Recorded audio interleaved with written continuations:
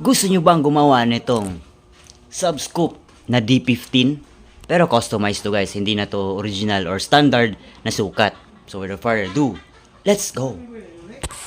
Alright guys, so ito nga yung natapos nating isang box. Pero mamaya papakita ko kung paano ko i-build yung isang box. So ito, hindi pa na-build.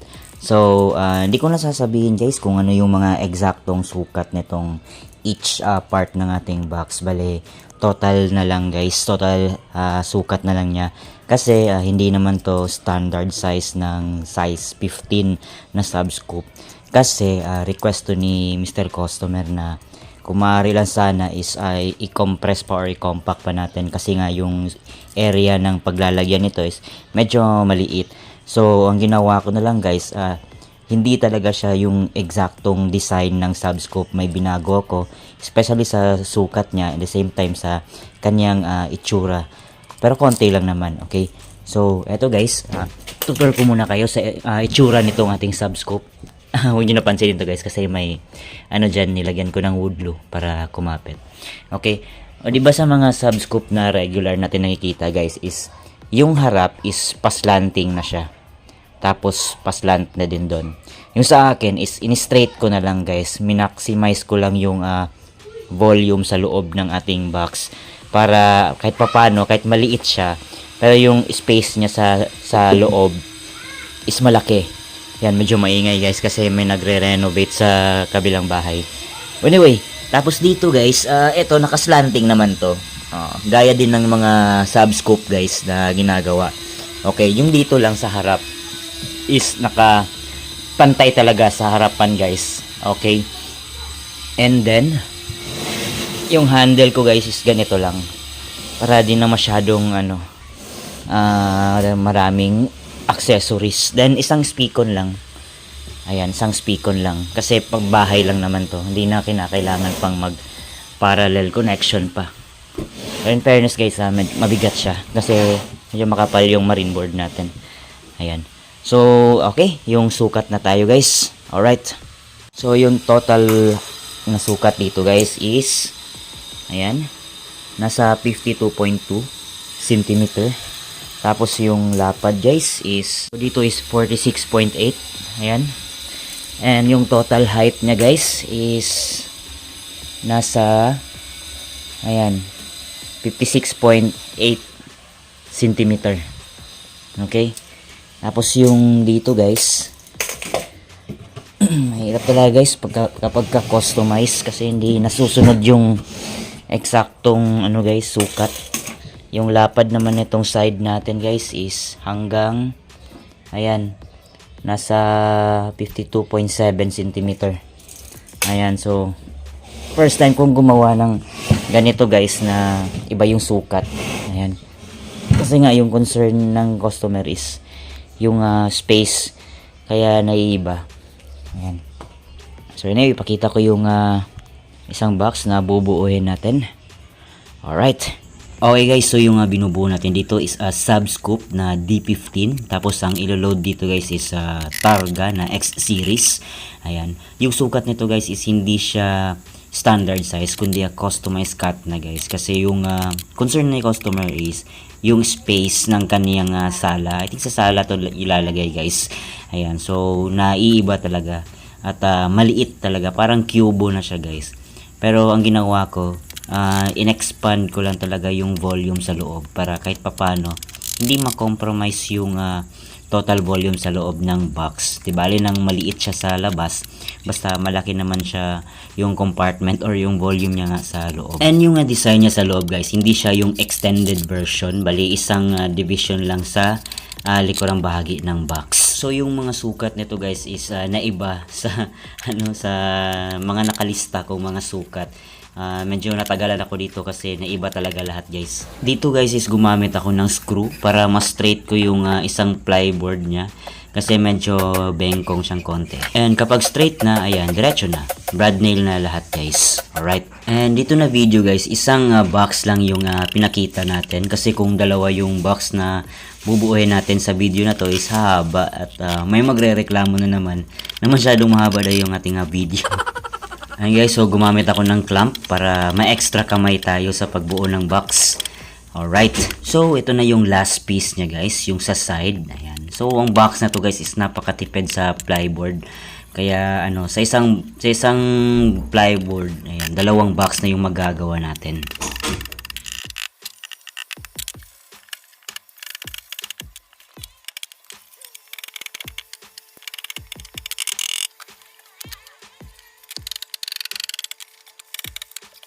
Alright guys, so tapos na nga yung 2 subscoop natin. So ang next step natin is mamasilihan tapos ira-router. Pero mag-wood screw pa tayo guys ha. So later ko na ipakita guys kapag natapos ko na yung pag-router, wood screw at saka masilya. Ayan, so di ko na ipakita guys kasi haba tayo. Anyway, nabanggit ko naman yung mga sukat kanina.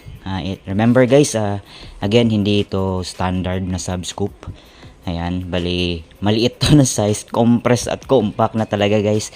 Kasi sa space ng ating bahay ng ating customer. Ayun, so doon ko na lang sinunod yun guys. Okay, so alright. Ayan guys, so tapos na nga natin wood screw. So ira-router muna natin, then grinder. Kasi ito, kaya na to, may sobra konti. Ayan, so grinder, then masilya, then liha. Alright, alright. Alright guys, so since tapos na nga itong masilyahan and then liyaan na din natin, so makinis na. So ready na tayo for textured painting. So yung gagamitin na textured painting natin guys is elastomeric paint, tapos tiled adhesive, and then wood glue, then tubig. So tansyahan lang guys. But usually ginagamit ko or yung ginagawa ko, kunwari 1 litrong elastomeric, 2 litro ng tile adhesive. Ayun. Tapos wood glue, dinadamihan ko lang para mas lalong matibay siya guys. Ayan, but this time 2 box lang naman at saka maliit lang man. Hindi na ako masyadong marami yung titimplahin ko. Alright, so let's go. Okay guys, so ito na nga yung gagamitin natin na pang textured paint. Small profile lang. Alright. Tapos yan na yung halo natin guys. Ayan. Alright, so start na tayo. Let's go. So ito guys, no, binaliktad natin yung box. Inuuna ko talaga yung sa may bottom part. Tapos naglalagay ako ng wood screw para magsisilbing paan niya. Pagkatapos kasi natin ng textured painting sa baba, ayan, baliktarin natin. So malaya na tayong mag textured paint sa iba't ibang parte ng ating box. So ganyan yung technique ko guys sa lahat ng box na ginagawa ko. So since wala pa tayong compressor, so eto, magtyaga-tyaga muna tayo sa mga roller lang. Textured roller. So, yung ginamit ko na textured roller dito guys is yung small profile. So, meron din namang medium at large. So, okay tong small profile guys. Ayan. So, na-try ko rin yung medium. Maganda din yun. Mas klarong-klaro yung textured or profile ng kanyang pagkapuntik-puntik or bukol-bukol. Okay guys, so ito na yung naging textured niya. Ayan. Klaro ba sa camera guys? Ayan, so ganyan yung itsura ng textured natin sa small profile. Pero kung malaking profile yung ginamit natin, gaya nito guys. Ito, malaki-laking profile to guys. Ayan, so mas lutaw yung mga textured niya. But since maliit na profile yung ginamit natin, ayan. Yan yung naging itsura niya guys, medyo pino. Which is gusto ko rin naman. Ayan. So bali 2 patong yung gagawin natin guys, pero isa lang yung ipakita natin para hindi tayo humaba. Ayan, so tatapusin ko lang yung isa, pakita ko lang mamaya guys kapag tapos na lahat. Okay, so ito lang muna yung pakita natin. Alright ba? Alright. Okay guys, so natapos na nga nating textured paint yung 2 box. Ayan. So dito guys, yung ginawa nating abang is gaya nung sa Martin Audio ko. Lubog dyan, tapos angat dito. Ayan, gaya din dito guys. Ayan, same sila. Okay, so ito yung bali 3 patong na to guys. Ayan, yan yung textured natin.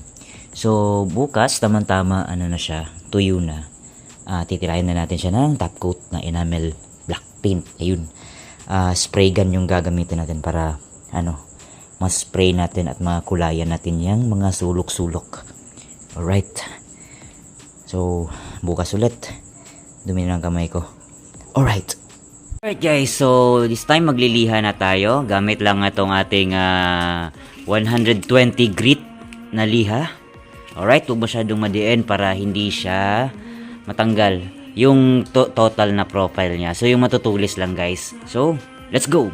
So again guys, ang ginamit ko dito na papel diliha is number 120. Ayan, so mga tatlo ata yung nagamit ko dito kasi matulis eh. Madaling maubos yung grit ng ating papel diliha. So gumamit din kayo ng ano guys, magsuot kayo ng mask kasi maalikabok at baka ubuhin kayo. Alright. So isang set pala yung pinagawa sa atin ni Sir Larry. Dalawang D15 full range speaker. Tapos subscope, ito, dalawa. At saka isang monitor case para sa kanya mga processor. Ayan, so natapos natin siya siguro mga kulang-kulang 2 buwan. So medyo matagal talaga guys. But okay lang, at least natapos natin lahat. Na-deliver na nga natin sa kanilang bahay. Alright guys, so ready na tayo for painting. Kasi natapos na nating lihain yung ating textured paint. So ito yung itsura niya guys. Nilagay ko sa stand. Ayan. Ayan, dinaskartehan ko lang. Tapos yung stand nilagyan natin ng cellophane para hindi siya mapinturahan. Ayan, so at least free tayo sa lahat ng part. Hindi tayo mahirapan guys na mag-paint. So spray gun yung gagamitin natin. Ayan, so alright, so I think ready na tayo. Ayan, so yung gagamitin lang natin na pintura guys is yung Boysen enamel black paint. Ayun, tapos paint thinner. Alright, so let's go!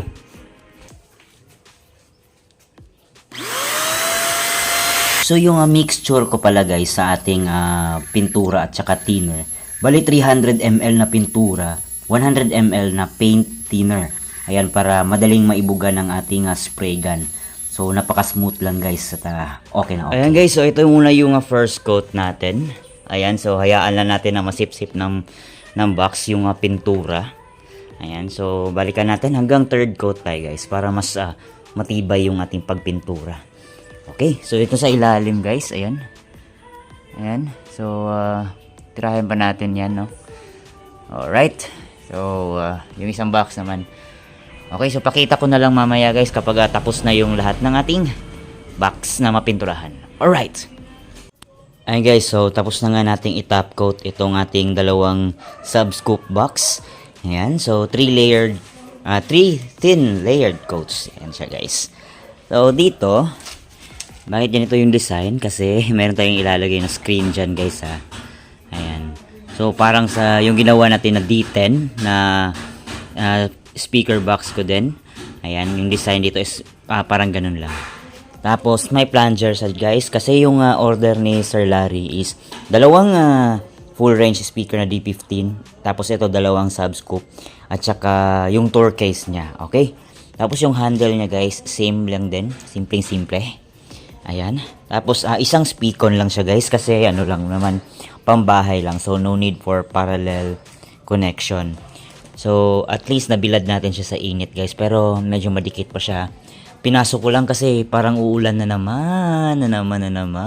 Ayan. So pinasok ko siya guys for safety purposes lang. Alright. So ganito yung itsura ng textured natin guys, no? Sana klaro sa cellphone natin, sa camera. At pinong-pino yung textured niya. Okay, kasi yung ginamit natin na textured roller is pino, yung small profile lang. Meron din akong medium at large. So kino-compare ko. But so far mas gusto ko talaga yung medium. Ito small, hindi masyadong klaro. But depende na din sa customer natin, no. Ayan, so maganda din naman. Ayan, sana klaro lang sa camera guys, no? Yan, try natin. Yan. So medyo basa pa yan guys. Pero medyo nahahawakan naman. Yan. Alright. Alright guys, so since tuyo na yung ating subwoofer box ni Sir Larry. Yan, so kakabitan na natin siya ng mga accessories guys. So ilalagay lang natin dito is yung plunger, ito. Tapos yung speaker terminal. And then yung rubber footing niya. Yung screen hindi pa natin mailagay guys kasi hindi pa dumating. In order pa kasi natin kasama yung logo niya. So yan yung loob niya guys. Ayan. So hindi to standard size case maliit to na version kasi yung concern niya is yung area sa loob ng kanyang bahay. So without further ado, let's go!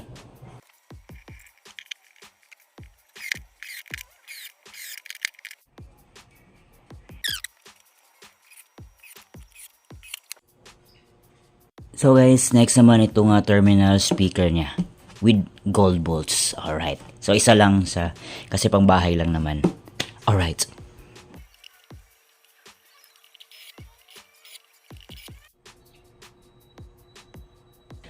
At yun na nga guys, no, tatapos na nga itong ating ginawa nga subscoop na D15 na customized size ni Sir Larry. Ayan. So, at least guys, buong buo na yung lahat ng kanyang setup with mid-high na D15 full range speaker at saka mini tour case. Alright. So, till next DIY project mga Call of Duty Lesson Sounds. Alright.